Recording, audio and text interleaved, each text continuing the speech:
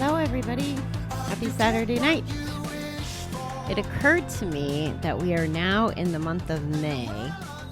So we're going to chat about step 5 a little bit. At least for tonight. I don't know if it'll take us into tomorrow night. I guess we'll see how it goes. So step 5, admit it to ourselves and to another human being the exact nature of our wrongs. So this is from the writing book. So I'll tell you the questions and you can go home and journal about them, or you can just think about them as I read them, whatever works for you. The prep is, in step 4, we made a searching and fearless moral and financial inventory of ourselves. We identified and wrote in detail about our personal strengths and defects. We noticed how those defects created problems, dictated our choices, and formed patterns of destructive and self-destructive behavior throughout our lives, affecting our relationships with our parents, spouses, siblings, children, relatives, teachers, friends, employers, co-workers, and perhaps most importantly, our higher power. Write about. Have you begun to change your patterns of behavior as a result of step 4? In what ways? So again, I don't have like a ton of notes here. So I just kind of answer from the gut as if we were in a regular GA meeting. I think that I have changed my patterns for sure. It's a little confusing because I was in treatment when I did step 4 the first time. And so who I started becoming after treatment till today, it's always changing and evolving. But I don't know if it was like the whole treatment package. You know what I mean? Like, I don't have a benchmark of time where it wasn't that way. I think I talked to the chaplain the day before I left, whatever.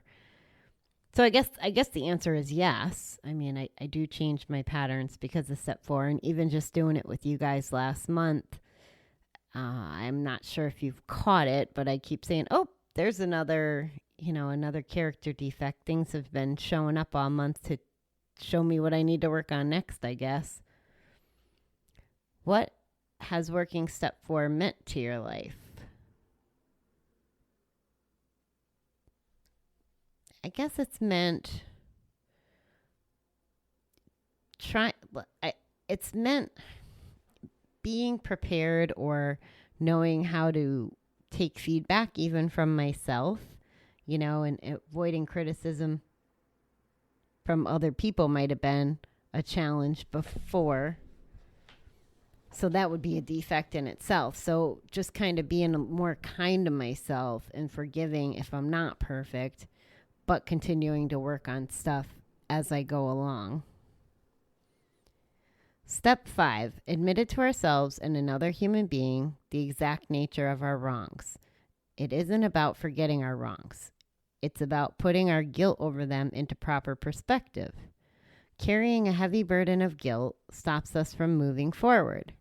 We need to let go of our guilt and put it in the past so we can focus on our lives today. Write about. Have you forgiven yourself for your illness and the damage it caused? Have you come to terms with the true nature of the illness and your powerlessness over it? I've forgiven myself, for sure. A lot of my damage was just to myself. And I think because I've had, I don't know, is it a aha moment or a spiritual awakening or whatever I have where all this information and ideas have downloaded into me. And I know that everything in my past has a place in the future I'm developing. Not that I should be hanging out in the past, but it helped define me for the second part of my life. Have I come to terms with the true nature of the illness and my powerless? Absolutely. And that's what I want to help educate people on. It is an illness, and all I could think of is zombies. Whenever I see that word powerlessness and I think about what that feels like from when I was gambling and that zombie mode of just going to the ATM or the window over and over and over and over again and not having any sense until they finally just wouldn't stop giving me money, not having any sense to ever leave at a middle point. So if I couldn't leave when I was up or down, or I just never would leave until I couldn't get any more. That's pretty powerless. Am I still carrying guilt? Am I willing to put it into proper perspective? So I don't think I am carrying a lot of guilt. Are you? And it has to do with, well, I guess that is the proper perspective. The fact that I know it educated me for everything that comes next. And what is coming next, I mean, part of it is me sitting here with you. If I didn't gamble and I didn't recover, I wouldn't be here and be able to talk to you. See? So everything has its purpose. Are you willing to admit your defects to another human being, knowing that it's the first step of letting go of your guilt over the wrongs that resulted from them? Do you feel you deserve to be freed from the guilt? If not, what must you do to allow yourself to feel deserving of being freed for it? I've seen so many people struggle with the guilt and the shame, and I associate it with other people. Like the reason they felt so strongly that way is because they impacted other people. For me, once I downloaded my bad choices and bad deeds and everything to that chaplain, I know it said earlier to not forget them. And I don't know that I forgot them, but I don't dwell on them. My values have shifted since telling him, that stuff. My values have definitely changed once I got all that out of my system. It was almost like I gave myself a clean slate. I wouldn't have said that until, maybe the last 6 months when I really seen who I want to be and what my value system is like. I try to admit my defects. So are you willing to admit your defects to another human being? And, well, knowing it's the first step of letting go of your guilt over your wrongs. So I think that comes with step 10, which we'll obviously talk about in October. But I admit my defects out loud to whoever almost. And because I live a life that's different now, I don't have a whole lot of guilt because I'm not doing anything to feel guilty about. That's a big part of what's different. And then if not, what must you do to allow yourself to feel deserving?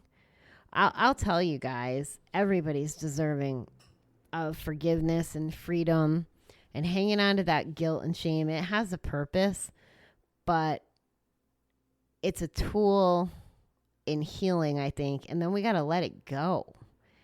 It doesn't serve you. And if you just think of it that way, this was one of the things that somebody did in a past speak off. She had a nail, and she said, well, if you were stepping on a nail, you wouldn't keep stepping on it because it hurts, right? You get rid of the nail because it's not serving you. And I think you should do the same with guilt and shame. Wow, imagine if I just used the music as a cue to shut up on some other nights. Okay, well, that's step 5. We'll see. Maybe we'll do a little more of it tomorrow. Have a good night, beautiful people. Bye.